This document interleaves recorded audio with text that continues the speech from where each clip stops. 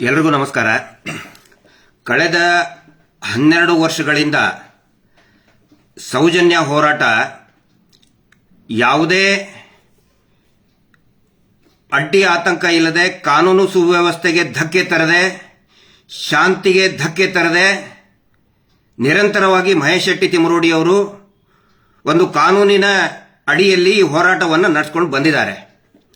ಆದರೆ ಕಳೆದ ಒಂದು ವಾರದಿಂದ ಆಗ್ತಾ ಇರುವಂತಹ ಬೆಳವಣಿಗೆ ನೋಡಿದರೆ ಇಡೀ ಹೋರಾಟಕ್ಕೆ ಹಿಂದೂ ಮುಸ್ಲಿಂ ಅನ್ನುವಂತಹ ಒಂದು ಬಣ್ಣ ಬೆಳೆದು ಇಡೀ ರಾಜ್ಯದಲ್ಲಿ ದಂಗೆಯನ್ನು ಎಬ್ಬಿಸಿ, ಧರ್ಮಸ್ಥಳ ಶ್ರೀ ಕ್ಷೇತ್ರದಲ್ಲಿ, ಹಿಂದೂಗಳ ಪವಿತ್ರ ಧರ್ಮಸ್ಥಳ ಶ್ರೀ ಕ್ಷೇತ್ರದಲ್ಲಿ ನಡೆದಂತಹ ನೂರಾರು ಅತ್ಯಾಚಾರ, ಕೊಲೆಗಳು, ಅದರ ವಿರುದ್ಧ ನಡೀತಾ ಇರುವಂತಹ ಪ್ರತಿಭಟನೆಯನ್ನ ಈ ಕೋಮು ದಂಗೆಗೆ ತಿರುಗಿಸುವಂತಹ ಪ್ರಯತ್ನ ಒಂದು ದೊಡ್ಡ ಷಡ್ಯಂತ್ರ ನಡೀತಾ ಇದೆ.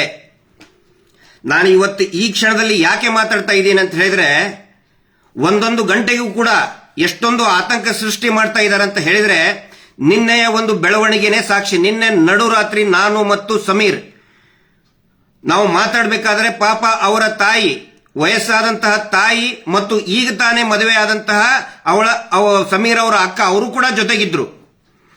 ನಿನ್ನೆ ಮಧ್ಯಾಹ್ನದ ಹೊತ್ತಿಗೆ ಪೊಲೀಸರು ಬಂದಾಗ ಅಳತಾ ಬೇಡ್ಕೊಂಡ್ರವರು, ಯಾರು? ಸಮೀರ್ ಅವರ ತಾಯಿ.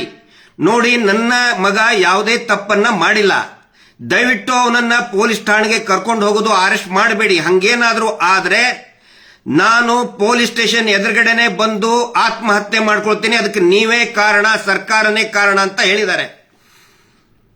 ಆವಾಗ ಎಲ್ಲರೂ ಕೂಡ ನಾವು ಪೊಲೀಸ್ ಇಲಾಖೆಗೆ, ಹಿರಿಯ ಅಧಿಕಾರಿಗಳಿಗೆ, ಸಂಬಂಧಪಟ್ಟಂತ ಅಧಿಕಾರಿಗಳಿಗೆ ಕನ್ವಿನ್ಸ್ ಮಾಡಿದ್ವಿ. ರಾತ್ರಿವರೆಗೆ ಆಯ್ತು, ರಾತ್ರಿ 11:30ವರೆಗೂ ಕೂಡ ಇದರಲ್ಲೇ ಇದೀವಿ ನಾವು. ಅಲ್ಲಿಂದ ಮತ್ತೆ ನಾವು ಒಂದು ಸೇಫ್ಟಿ ಇರಲಿ ಅಂತ ಹೇಳಿ ನಮ್ಮ ಲಾಯರ್ ಆಫೀಸಿಗೆ ಕರ್ಕೊಂಡು ಬಂದ್ವಿ. ಅಲ್ಲಿ ಅವರು ಕೂಡ ಕಾನೂನಿನ ಬಗ್ಗೆ ಒಂದಿಷ್ಟು ಲೀಗಲ್ ಸೊಲ್ಯೂಷನ್ಸ್ ಏನೇನಿದೆ ಅದು ಕೂಡ ಚರ್ಚೆ ಆಯಿತು. ಅದಾದ ಮೇಲೆ ಅವರ ತಾಯಿಗೆ ತಲೆ ಸುತ್ತಿ ಬಿದ್ರು. 3:30ವರೆಗೆ ಅವರು ಮನೆಗೆ ಹೋಗಿ ಕಳಿಸಿ ಎಲ್ಲರೂ ಅವ್ರವ್ರ ಮನೆಗೆ ಹೋದ್ರು. ಈಗ ಮತ್ತೆ ಬೆಳಗ್ಗೆಯಿಂದ ಒಂದು ಸುದ್ದಿ ಬರ್ತಾ ಇದೆ.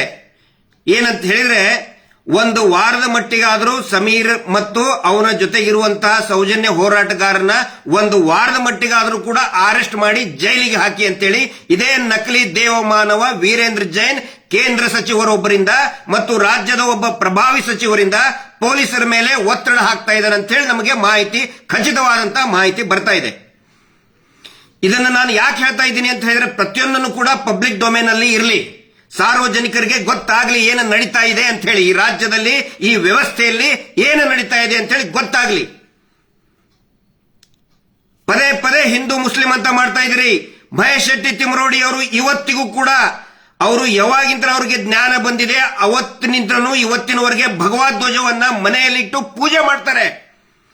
ಬರೀ ಹೆಗಲ್ ಮೇಲೆ ಹಾಕೊಳ್ಳೋದಲ್ಲ, ಕೇಸರಿಯನ್ನ ಮನೆಯಲ್ಲಿಟ್ಟು ಪೂಜೆ ಮಾಡುವಂತಹ ವ್ಯಕ್ತಿ ಮಹೇಶ್ ಶೆಟ್ಟಿ ತಿಮರೋಡಿ. ಹಿಂದೂ ವಿರೋಧಿನ ಅವರು. ಸಮೀರ್ ಏನಂತ ಮಾತಾಡಿದ್ರು, ಒಂದಿಷ್ಟು ಜನಕ್ಕೆ ಬಿಸ್ಕೆಟ್ ಎಸೆದು ಹಿಂದೂ ಮುಸ್ಲಿಂ ಅಂತ ಮಾಡ್ತಾ ಇದ್ರಿ. ದೇವಸ್ಥಾನ, ಹಿಂದೂ ದೇವಸ್ಥಾನದ ಬಗ್ಗೆ ಮಾತಾಡಿದ ಸಮೀರ್ ಅಂತ ಹೇಳ್ತಾ ಇದ್ರಿ. ಏನ್ ಮಾತಾಡಿದ ಸಮೀರ್? ಹಿಂದೂ ದೇವಸ್ಥಾನ ಹಿಂದೂಗಳದ್ದೇ ಇರಬೇಕು ಅಂತ ಹೇಳಿದ, ಅವನು ಹಿಂದೂಗಳದ್ದು ಅಲ್ಲ ಅಂತ ಹೇಳಿಲ್ಲ. ನಾಚಿಕೆ ಆಗ್ಬೇಕು ನಿಮಗೆ. ಒಂದು ಅತ್ಯಾಚಾರ ಪ್ರಕರಣದಲ್ಲಿ ಒಂದು ಹೆಣ್ಣು ಮಕ್ಕಳಿಗೆ ಧ್ವನಿ ಎತ್ತದ ಇಂತ ಸಮೀರಿನ ಬಗ್ಗೆ ಹಿಂದೂ ಮುಸ್ಲಿಂ ಮಾಡ್ತಾ ಇದ್ದೀರಿ ನೀವು. Shame on you. ನಿಮಗೆ ಒಂದು ಪ್ರಶ್ನೆ ಕೇಳ್ತೀನಿ, ಒಂದೇ ಒಂದು ಪ್ರಶ್ನೆ. ನಿನ್ನ ಮನೆಯ ಹೆಣ್ಣು ಮಗಳಿಗೆ, ನಿನ್ನ ಮಗಳು, ನಿನ್ನ ತಂಗಿನೋ, ಹೆಂಡತಿನೋ, ತಾಯಿಗೋ ಯಾವನಾದ್ರೂ ಒಬ್ಬ ಕಿರಾತಕ ಹಿಂದೂ ಎತ್ಕೊಂಡು ಹೋಗಿ ಹಾಳು ಮಾಡಿದ್ರೆ, ಆಯ್ತು ಬಿಡಪ್ಪ, ನಾನು ಹಿಂದೂ, ಅವನು ಅತ್ಯಾಚಾರ ಮಾಡಿದವನು ಹಿಂದೂ, ಹೋಗ್ಲಿ ಬಿಡು ಅಂತೇಳಿ ಸುಮ್ಮನೆ ಬಿಡ್ತೀಯ? ನಾಲಾಯಕ್. ಒಬ್ಬ ಮುಸಲ್ಮಾನ ಹೆಣ್ಣು ಮಗಳನ್ನ ಒಬ್ಬ ಮುಸಲ್ಮಾನ್ ಕಿರಾತಕ ಎತ್ಕೊಂಡು ಹೋಗಿ ಅತ್ಯಾಚಾರ ಮಾಡಿ ಹಾಳು ಮಾಡಿದ್ರೆ, ಆಯ್ತು ಬಿಡಪ್ಪ, ಮುಸಲ್ಮಾನೇ ಮಾಡಿದ ಬಿಡು ಅಂತ ಯಾರಾದ್ರೂ ಸುಮ್ಮನೆ ಬಿಡ್ತಾರ? ಕ್ರಿಶ್ಚಿಯನ್ರಿಗೂ ಕೇಳ್ತಾ ಇದ್ದೀನಿ, ಜೈನ್ರಿಗೂ ಕೇಳ್ತಾ ಇದ್ದೀನಿ, ದಯವಿಟ್ಟು ಈ ಸುಳ್ಳು ಸುಳ್ಳು ಪೋಸ್ಟ್ ಹಾಕ್ತಾ ಇರುವಂತ, ವಿಷ ಉಗುಳ್ತಾ ಇರುವಂತ, ಹಿಂದೂ ಮುಸಲ್ಮಾನ್ ಅಂತ ವಿಷ ಉಗುಳ್ತಾ ಇರುವಂತ ಪೋಸ್ಟ್ ಗಳನ್ನ ದಯವಿಟ್ಟು ನಂಬಬೇಡಿ. ಸಮೀರನ್ ಮೇಲೆ ಸೋಮೋಟೋ ಕೇಸ್ ಹಾಕ್ತಿರಲ್ಲ ನೀವು, ಸ್ವಯಂ ಪ್ರೇರಿತ ದೂರು ದಾಖಲೆಯನ್ನು ಮಾಡಿದ್ರಲ್ಲ, 299 ಅರೆಸ್ಟ್ ಮಾಡೋದಕ್ಕೆ ಬರೋದಿಲ್ಲ. ಸುಪ್ರೀಂ ಕೋರ್ಟಿನ ಆದೇಶ ಇದೆ. ಆದರೂ ಕೂಡ ನಿನ್ನೆ ಪೊಲೀಸರು ಬಂದು ಅರೆಸ್ಟ್ ಮಾಡಕ್ ಬಂದಿದ್ರಿ.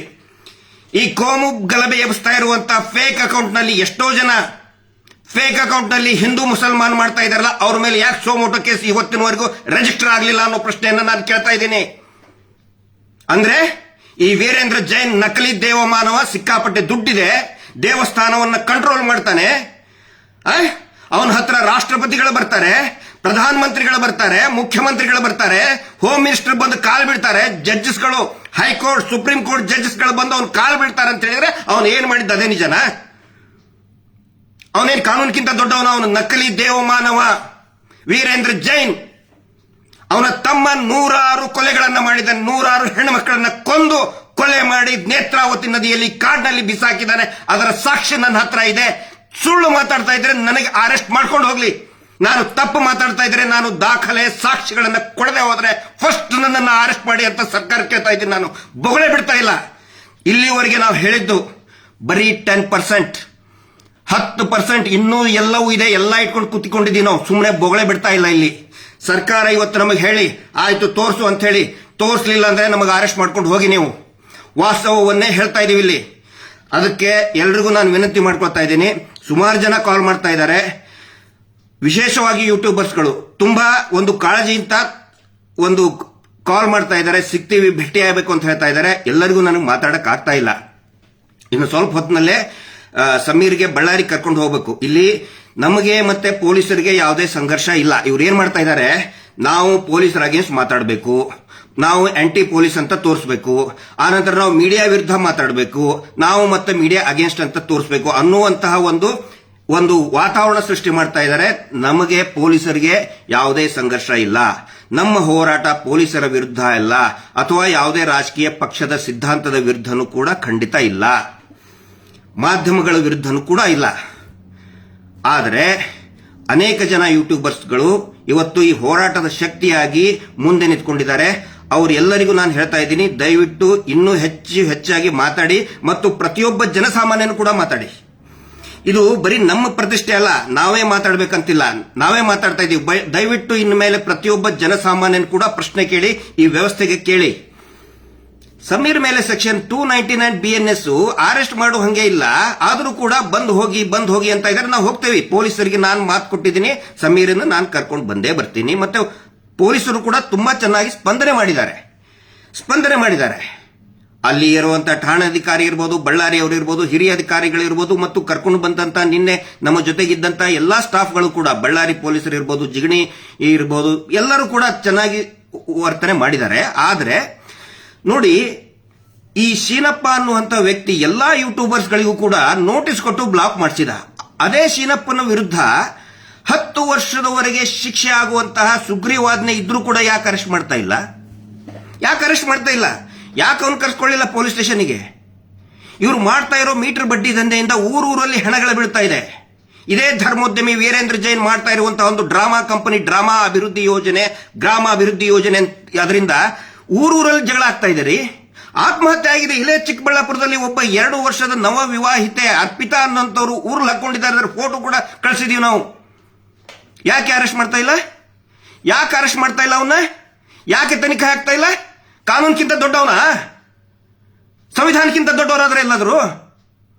ಇದನ್ನ ನಾನು ಕೇಳ್ತಾ ಇದ್ದೀನಿ. ಪಾಪ ಸಮೀರ್ ಒಂದು ನ್ಯಾಯದ ಆಗ್ರಹ ಮಾಡಿದ್ದಕ್ಕೆ ಅವನ ಮೇಲೆ ಸೋಮೋಟೋ ಅಂದ್ರೆ ಸ್ವಯಂ ಪ್ರೇರಿತ ದೂರು ದಾಖಲು ಮಾಡಿದ್ರಿ. ಸುಗ್ರೀವಾಜ್ಞೆಯಲ್ಲಿ 11-12 ಜನ ಹೆಣ್ಮಕ್ಳು ಕಂಪ್ಲೇಂಟ್ ಕೊಟ್ಟರು. ಆ ಚೀನಪ್ಪನ ಮೇಲೆ, ಅನಿಲ್ ಕುಮಾರ್ ಮೇಲೆ, ಮೀಟರ್ ಬಡ್ಡಿ ದಂಧೆ ಮಾಡ್ತಿರುವಂತ ಅನಿಲ್ ಕುಮಾರ್ ಮೇಲೆ ಯಾಕೆ ಅರೆಸ್ಟ್ ಮಾಡಿಲ್ಲ? ಆ ಪ್ರಶ್ನೆ ನಾವು ಕೇಳ್ತಾ ಇದ್ದೀವಿ. ದಯವಿಟ್ಟು ಎಲ್ರಿಗೂ ಒಂದು ವಿನಂತಿ ಮಾಡ್ತಾ ಇದ್ದೀನಿ. ಇವತ್ತು ಸಾಯಂಕಾಲದವರೆಗೆ ಏನಾಗುತ್ತೋ ಅನ್ನೋದು ಗೊತ್ತಿಲ್ಲ. ಈಗ 1 ಗಂಟೆಯಲ್ಲಿ ಸಮೀರ್ ಅವ್ರನ್ನ ನಾನು ಕರ್ಕೊಂಡು ಹೋಗ್ತಾ ಇದ್ದೀನಿ.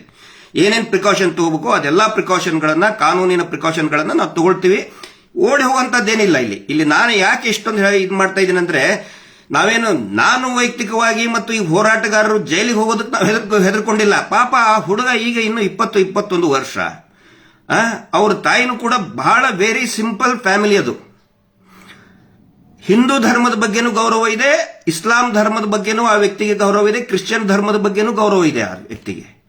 ಅವನು ಒಬ್ಬ ಭಾರತೀಯಾಗಿ ಕೆಲಸ ಮಾಡ್ತಾ ಇದ್ದಾನೆ, ಒಬ್ಬ ಕನ್ನಡಿಗಾಗಿ ಮಾಡ್ತಾ ಇದ್ದಾನೆ. ಪಾಪ ಅಂತ ಹುಡುಗನ್ನ ಜೈಲಿಗೆ ಹಾಕಬೇಕು ಅಂತ ಹೇಳಿ, ಜೈಲಿಗೆ ಹಾಕಲೇಬೇಕು ಅಂತ ಹೇಳಿ ಈ ನಕಲಿ ದೇವಮಾನವ ಸರ್ಕಾರದಿಂದ ಒತ್ತಡ ತರ್ತಾ ಇದ್ದಾನೆ. ಹಿಂಗಾಗಿ ಈ ವಿಷಯವನ್ನ ನಾನು ಸಾರ್ವಜನಿಕರ ಗಮನಕ್ಕೆ ತರ್ತಾ ಇದ್ದೀನಿ. ನಾವು ಯಾರು ಎಲ್ಲಿ ಓಡಿ ಹೋಗಲ್ಲ, ಸಮೀರ್ ಆಗ್ಲಿ ನಾವಾಗ್ಲಿ ಯಾರು ಕೂಡ ಎಲ್ಲಿ ಓಡಿ ಹೋಗಲ್ಲ, ಪೊಲೀಸರ ಮುಂದೆ ಹಾಜರಾಗ್ತೀವಿ. ಏನಾದರೂ ವ್ಯತ್ಯಾಸ ಆದರೆ ಈ ಸರ್ಕಾರನೇ ಹೊಣೆ ಆಗುತ್ತೆ. ಆಸ್ ಇಟ್ ಈಸ್ ನಾನು ಹೇಳ್ತಾ ಇದ್ದೀನಿ. ಒನ್ಸ್ ಅಗೇನ್ ನಾನು ಪ್ರಶ್ನೆ ಕೇಳ್ತಾ ಇದ್ದೀನಿ, ಹಿಂದೂ ಮುಸ್ಲಿಂ ಅಂತ ಸುಳ್ಳು ಹೇಳಿ ಫೇಕ್ ಅಲ್ಲಿ ಮಾತಾಡ್ತಾ ಇವನು ಹಾಕಿರೋ ಬಿಸ್ಕೆಟ್ ತಿಂದು ಮಾತಾಡ್ತಾ ಇದ್ದೀರಲ್ಲ, ಒನ್ಸ್ ಅಗೇನ್ ನೀವೇ ಉತ್ತರ ಕೊಡಿ. ನಿಮ್ಮ ಮನೆ ಹೆಣ್ಮಕ್ಳಿಗೆ ಮೊದಲು ಉತ್ತರ ಕೊಟ್ಟು ಆಮೇಲೆ ಹಿಂದೂ ಮುಸ್ಲಿಂ ಮಾತಾಡಿ. ಲಾಸ್ಟ್ ಕೊನೆಗೆ ಐ ರಿಪೀಟ್, ನಿನ್ನ ಮನೆ ಹೆಣ್ಮಗಳನ್ನ ಒಬ್ಬ ಹಿಂದೂ ಎತ್ಕೊಂಡು ಹೋಗಿ ಹಾಳು ಮಾಡಿದ್ರೆ ಆಯ್ತಪ್ಪ ಹಿಂದೂನೇ ಮಾಡಿದ ಅಂತ ಸುಮ್ಮನೆ ಇರ್ತೀಯ ಮಗನೇ? ಉತ್ತರ ಕೊಡು ಲೋಫರ್. Justice for Soujanya.